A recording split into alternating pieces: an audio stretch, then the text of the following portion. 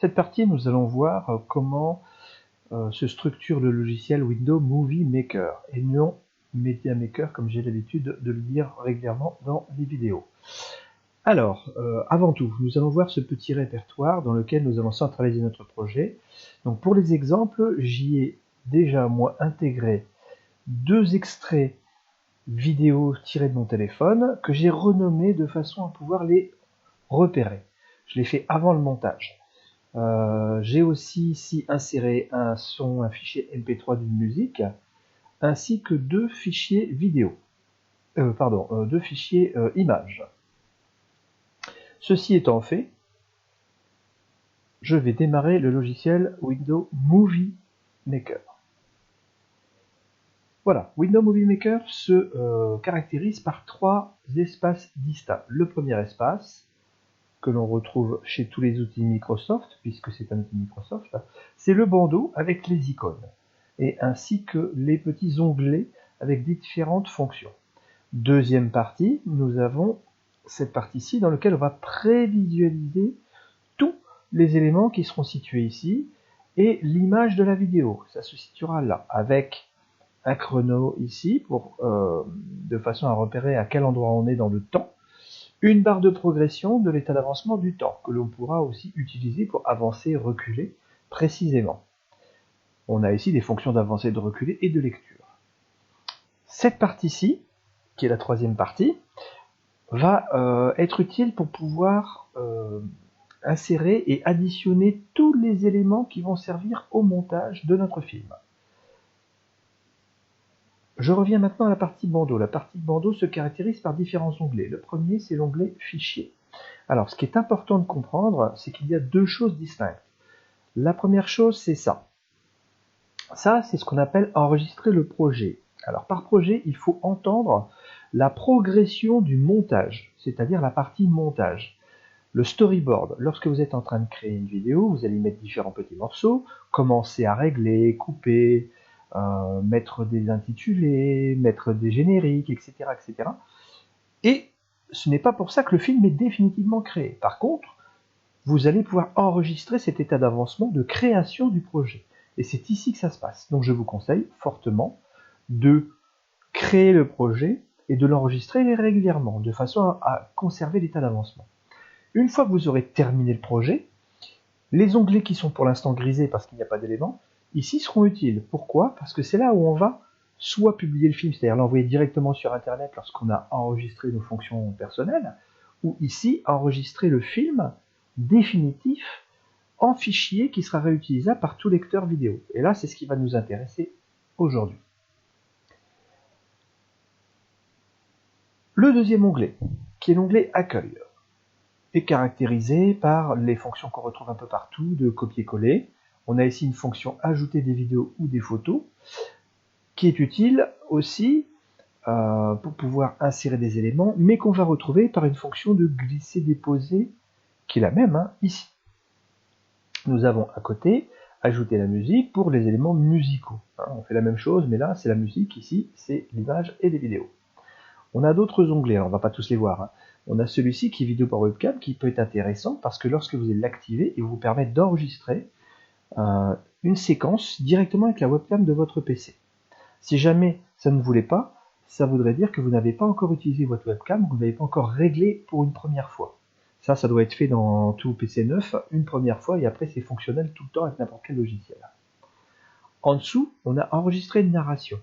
Enregistrer une narration va permettre d'enregistrer au micro une piste spécifique, alors votre micro ou micro de la webcam, donc une piste spécifique pour la voix. C'est le cas de gens qui par exemple veulent mettre une voix au-dessus du film. Donc c'est ce qu'on appelle la narration. Cet espace-là sert à ça, mais bien sûr il est grisé puisqu'on n'a pas encore de morceau de film.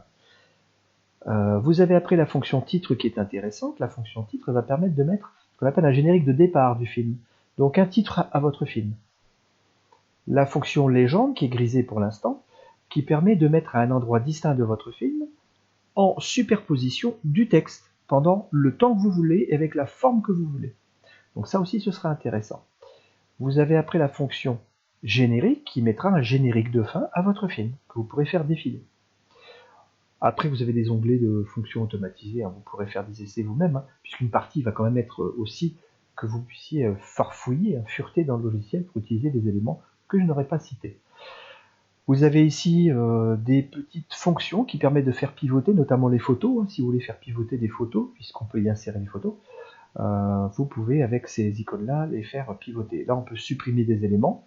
La touche Supr de votre clavier fonctionne aussi, ainsi que la fonction au clic de la souris avec le bouton droit supprimer. On retrouve les mêmes choses. Hein. Cet espace-là va vous permettre notamment cette icône qui est ici, hein, va vous permettre de pouvoir créer le film définitif quand le projet sera fini. C'est exactement la fonction que l'on retrouve ici. Voilà, cette fonction-là va vous permettre d'enregistrer une adresse mail spécifique pour qu'on puisse envoyer directement votre vidéo sur vos comptes qui seront hébergés sur le web. Et là, on sélectionnera le compte, par exemple YouTube, Dailymotion, etc., le Drive. Ce sera l'espace de stockage automatisé. Voilà, pour l'instant, c'est tout pour cette partie de découverte du logiciel Windows Movie Maker. Nous verrons le reste dans le détail. Ah oui, non, j'oubliais. J'oubliais malheureusement tous ces quatre petits onglets supplémentaires. Autant pour moi. Donc, l'onglet animation va permettre de pouvoir, comme dans PowerPoint, faire une transition entre les différents éléments. C'est-à-dire que si vous avez un morceau numéro 1 et un morceau numéro 2, vous pourrez faire une transition pour passer du 1 vers le 2. Un peu comme un fondu enchaîné, un damier qui apparaîtrait, une page qui se tourne. Exactement comme dans PowerPoint.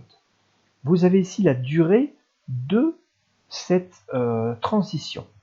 Et ici, vous pourrez appliquer cette transition à tous les morceaux de vidéo. Et ici, vous avez encore d'autres petites fonctions complémentaires qui permettent de zoomer, de démarrer d'un coin droit, un coin gauche, etc., etc. Vous avez l'onglet Effets visuels. L'onglet Effets visuels, lui, va permettre d'appliquer des effets visuels spécifiques à une partie de film ou à une image. Imaginons, vous avez une partie de film que vous avez envie de mettre en noir et blanc, et bien vous allez trouver ces fonctions ici. Vous pourrez aussi jouer sur la luminosité, c'est-à-dire, si vous trouvez qu'une partie est trop foncée, vous pourrez récupérer un peu en améliorant la luminosité. Bien sûr, on retrouve la fonction appliquer à tout pour tous les éléments, si on le désire. La partie projet. La partie projet intègre différents petits éléments intéressants. On a ici ce qu'on appelle le mixage audio. Alors lorsque vous aurez différents éléments, ça va permettre de modifier la structure de l'audio. Vous avez ici accentuer la narration.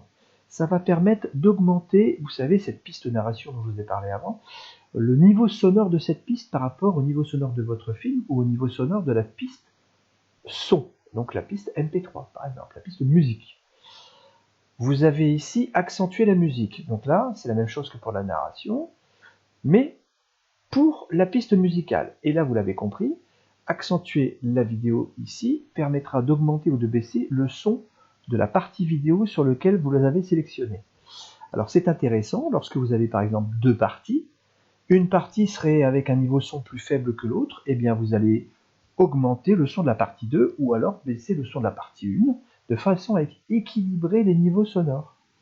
Voilà à quoi ça sert. D'où l'intérêt de travailler au casque, parce que si on ne travaille pas au casque, on n'arrive pas à entendre la subtilité des niveaux sonores. Ici, on va venir éliminer toutes les parties accentuation. On pourrait ajuster de la musique, etc. Donc tout ça, vous le verrez après. Et ces icônes-là permettent de choisir le format vidéo de votre projet. Vous voyez, soit 4/3, ce que je vous déconseille, soit 16/9, ce que je vous conseille. Ça va aussi en parallèle avec le fait de tenir votre téléphone lorsque vous allez filmer à l'horizontale. Ne faites pas la bêtise de tenir votre téléphone en mode portrait, droit, comme certaines personnes le font. Filmez toujours à l'horizontale. Et vous avez un dernier onglet, qui est l'onglet affichage, qui permettra de pouvoir zoomer sur certaines parties, de rétablir la fonction de zoom à 0, de travailler sur des miniatures, d'avoir un aperçu d'écran et de travailler sur les formes d'ondes sonores. Bon, ce sera un peu moins utilisé. Voilà ce qui finalise toute la partie découverte de menu. Par contre, il faut savoir quelque chose de très important, c'est que nous sommes dans un logiciel Microsoft et comme vous le savez, lorsqu'on va cliquer sur des éléments, des fonctions complémentaires vont apparaître dans les menus. Comme on peut le voir dans PowerPoint ou dans Word. On clique sur un élément et des fonctions dans les menus et dans les onglets vont apparaître pour cet élément. Donc là, il faudra faire attention parce que dans les prochaines vidéos, on va en parler. Je vous remercie.